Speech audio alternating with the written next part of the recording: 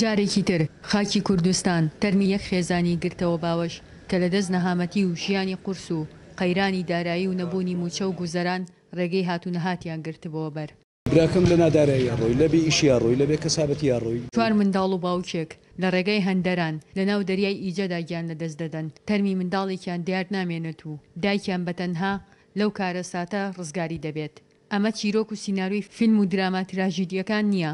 ئەمە ڕووداوێکی ڕاستەقینەیە کە بەسەر خێزانێکی شاری کەرکووکدا هاتووە لە هەفتەی ڕابردوو. سەرەتای ئەم هەفتەیەش لە ڕێگەی فڕۆکەخانی نێودەوڵەتی سلەیمانیەوە لە بەرەبەیانێکی ساردی زستاندا تەرمەکانیان گەیەنرانەوە هەرێمی کوردستان.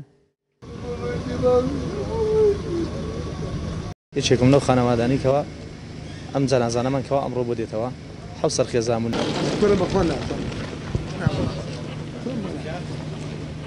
بە چاوی پڕفرمێسک و قوڕگی پڕگریان و دڵی گەرمەوە پێشوازی لە تەرمەکان کرا.